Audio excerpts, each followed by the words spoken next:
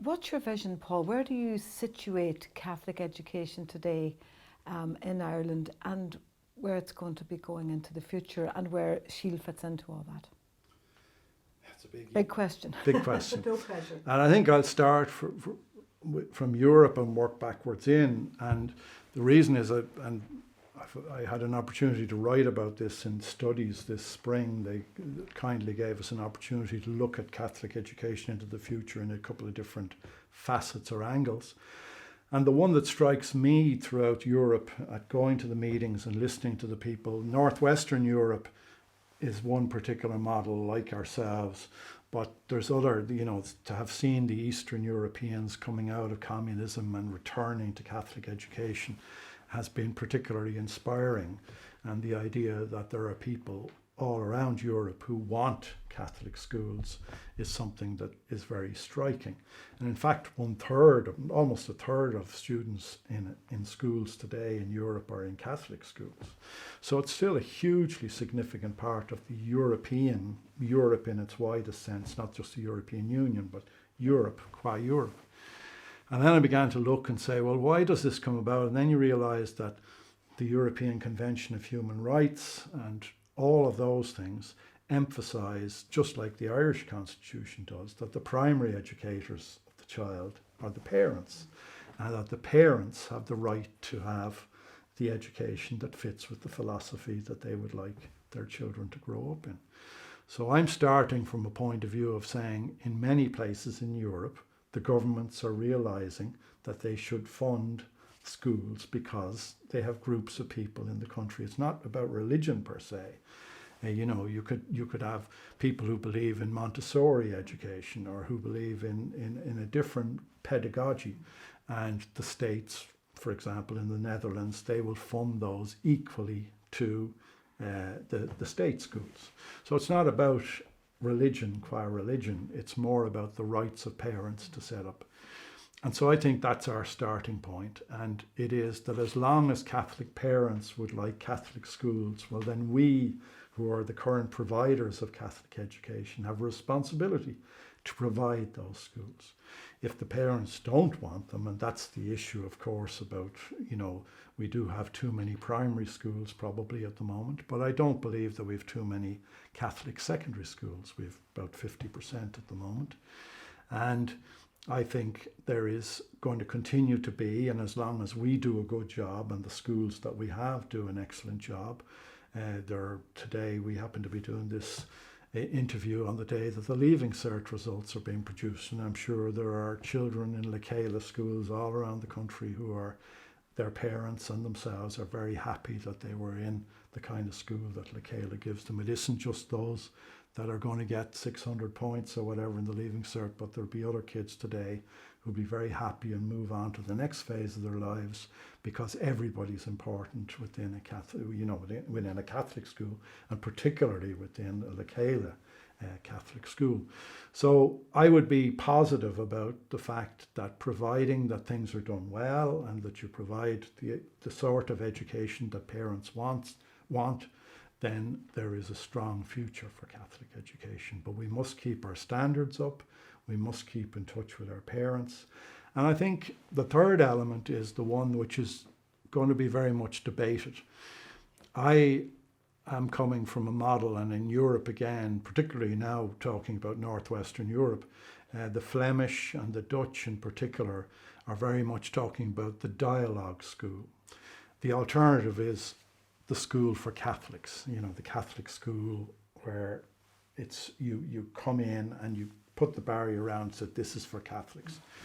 I don't believe that we may end up with a small number of those schools in Ireland, but I think the future is probably schools, and by dialogue schools I mean schools that are expressly Catholic. They're Catholic in their identity, they're Catholic in their spirit, their ethos, whatever word you want to use, but are open to all.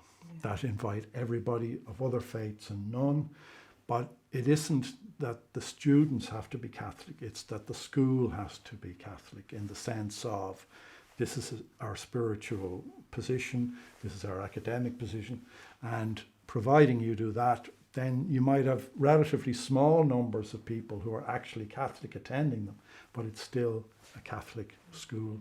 And I think that is the direction forward, but that's a matter for debate. There will be others who will feel, no, that direction is not the direction to go, but that's my own personal view of where the direction is. And it would be what's reflected in the Lacala type schools. I mean, Tyrrellstown and other schools that are in the Lacala Schools Trust exemplify that openness so well and work toward that inclusivity, particularly in Ireland, an increasingly multicultural society. Do you think there's a PR job nonetheless to be done? Because there sometimes strikes me that people who talk in debate about Catholic education, what they are talking about is not what exists in Catholic schools, actually. Yes, there is a PR job to be done. And in this regard, I think finally it's about to happen, which is that the back in 2005, I made a speech as president of the AMCSS about needing a single voice for Catholic education. And by that I meant not only one voice, but somebody where people could go and hear about what's going on in Catholic education. It's taken another, nearly 15 years, but we're nearly there, I think. The Catholic School Partnership, which was developed so well by Father Michael Drum, there's been other work done over the last 2 or 3 years at the top level of the church, where they're realising that no, we need to bring the management body, the patron body, the third level, everybody together into some sort of unified body that will be able to do exactly what you're talking about, to talk about. And just as the state will have somewhere to go about Catholic education, the journalists will have some place to go about Catholic education as well. And that this will be able to portray to people what the sort of things I'm talking about there, Yeah. And in addition, it's interesting that the Association of Trusts of Catholic Schools, ATCS, is the part that at the moment looks after the patron side of trustees and patrons. And compared to the management body, that's very underdeveloped, but now they're going to try and, over the next 6 months and a year, the development of that side of things. And it seems to me, curiously, that Lacala has a lesson, if you like, for us all, which is that maybe the ATCS will become a Lacala of trusts. In other words, that you're going to have to confederate together, not necessarily lose your own identity. You can still be an individual congregation or an individual trust, but that somehow or other we're all going to have to work together into the long run, because unless there's not necessarily, I mean, I go into the Belgian, French-speaking Belgian secretariat for our meetings of the CEEC, and in that building, everything to do with Catholic education in French-speaking Belgium is there. The lawyers, the curriculum, the priest, the property, everything is there. We won't get that necessarily in Ireland, and don't, with a modern technology, need everybody in the one place. But I think we will need, for the long run, to have Catholic education as a body of some sort that is giving this message that we have the best of the past, but we're changing and we have what's required for the future as well.